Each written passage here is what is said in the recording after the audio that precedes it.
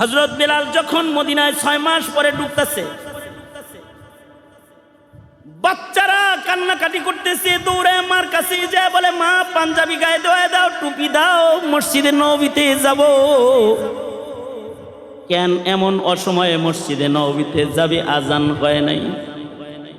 বাচ্চারা কাঁদে আর কয়, বহুদিন পরে আজ দেখলাম মসজিদে নববীর দরজা দিয়া বেলাল ঢুকতেছে। আজকে অনেকদিন পরে যেহেতু বেলাল আসছে, মনে হয় রাসূলও আসবে।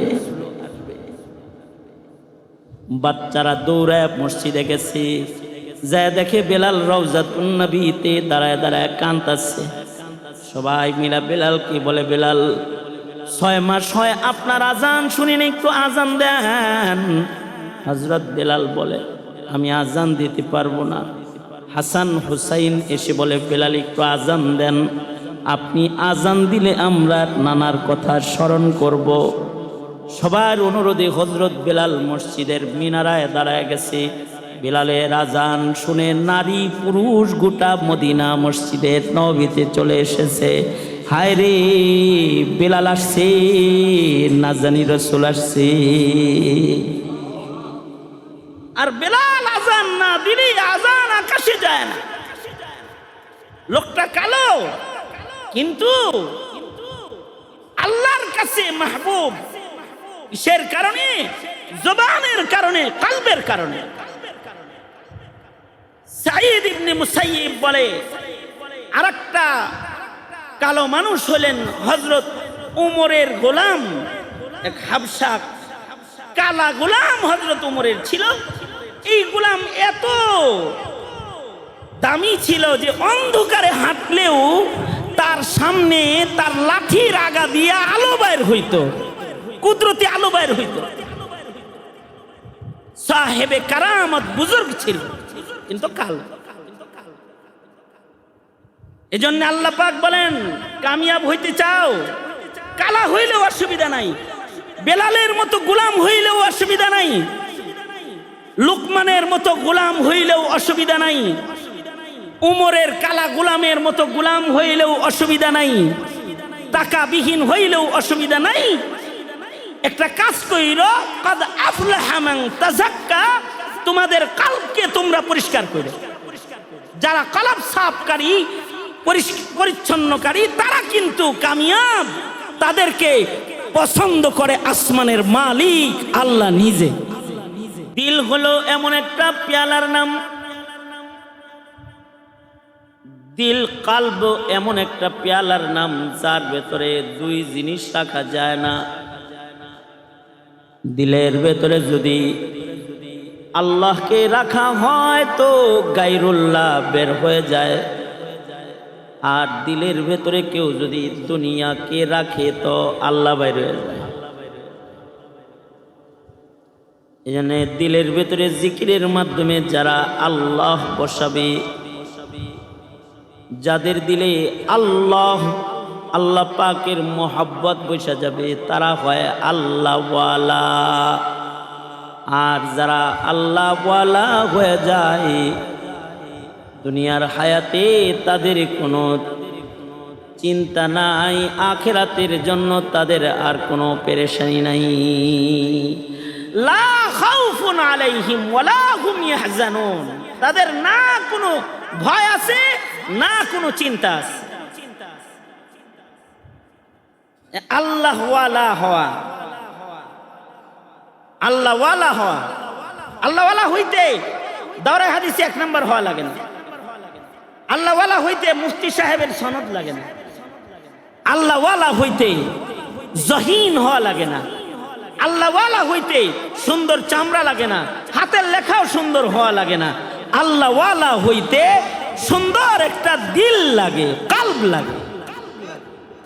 যার সুন্দর একটা কলব হয় সে আল্লাহওয়ালা হয়ে যায়। এ কারণে আমাদের মাদ্রাসাওয়ালারা শুধু আলেম বানায় না, আল্লাহওয়ালা বানায়।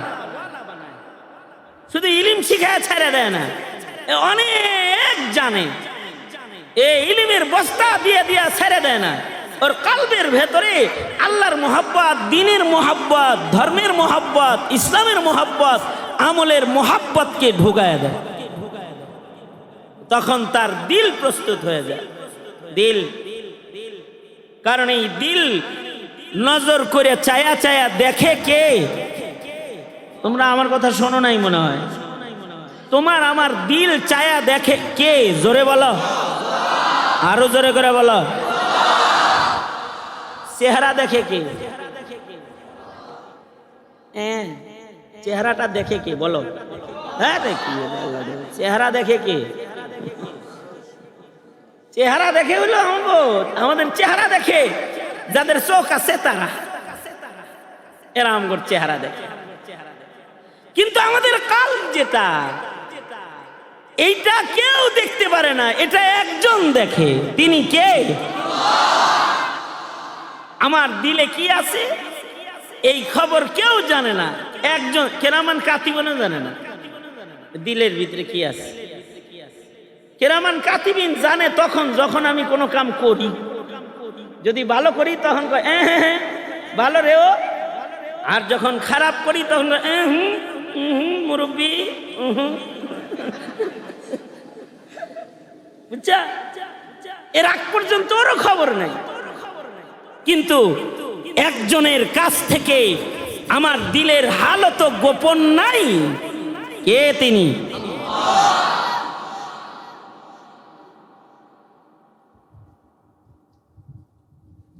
মুসা আলাইহিস সালাতু ওয়াস সালাম তুর পাহাড়ে যাইতেছেন। তুর পাহাড়ে যাওয়ার সময় পয়গম্বর মুসা আলাইহিস সালাতু ওয়াস সালাম তুর পাহাড়ে যাইতেছেন। হঠাৎ করে আল্লাহর প্রেম ওনার উথলায় উঠছে। কারোর কথা মনে পড়ে তখন অন্য কাম ছাইরাও তারে যায় ধরে, কিরে তুই এখানে এনে কয় দোস্ত তোর কথা মনে পড়ছে, এরকম বলে না? এই তুই মাদ্রাসার থেকে বাইরে আইছিস কে? কয় মা তোমার কথা মনে পড়ছে। হয় না? পয়গম্বর মুসা আলাইহিস সালাতু ওয়াস সালাম হঠাৎ করে আল্লাহর কথা মনে হইছে। ইস, আল্লাহর সাথে কথা কওয়া দরকার। আমাকে যখন কারোর কথা মনে হয় তখন কয় মোবাইল কই, মোবাইল কই, পকেট হাতে আর মোবাইল নিয়ে, হ্যাঁ কিরে হ্যালো,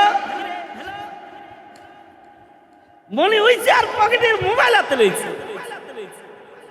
তো পয়গম্বর মুসা আলাইহিস সালাতু ওয়াস সালামে আল্লাহর লগে কথা বলতে মনে চাইলেই সোজা দৌড় দিত একটা পাহাড়ের দিকে।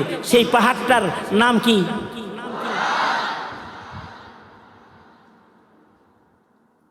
দোনো হাত উপরে তোলো। তোমরা যে আমার কথা শুনতেছো এটা বুঝি। দোনো হাত উপরে তোলো। অনেক পরে শুনছো তোমরা, শোনা যায় না। দোনো হাত উপরে তোলো, আঙুল খুলে দাও, নাড়াচাড়া দাও, এক হাত নামাও। ওই যে দোনো হাত নামায় বয়ে রয়েছে, তার মানে শোনে নাই। ডান হাত নামাও। হ্যাঁ, যেটি বাম হাত। আচ্ছা, ডান হাত উঠাও, নামাও। এই যেমন আমার দিকে ছিলা, একজন আরেকজনের দিকে তাকাইতে পারবে না, আমার কথা শুনবা, ঠিক আছে? আমি কিন্তু ফজরের নামাজেই কাছাকাছি এদিকেই পড়ছি, রংপুর থেকে আসছি, এখান দিয়েই গেছি, ফজর পড়ছি সামনে যায়। তারপরে মাদ্রাসায় গেছি, সেখান থেকে জমিয়তে উলামা ইসলামের প্রোগ্রামে গেছি, সেই ইঞ্জিনিয়ারিং ইনস্টিটিউট। তারপরে শেখুল হাদিস পরিষদের আর এক মিটিং করছি, আসর পর্যন্ত মিটিং করে যানজট ঠেললে এখানে আসছি। কষ্ট হয়েছে না আমার? তোমরা যদি অন্যদিকে এরকম চায় তাহলে আমার ভালো লাগবে।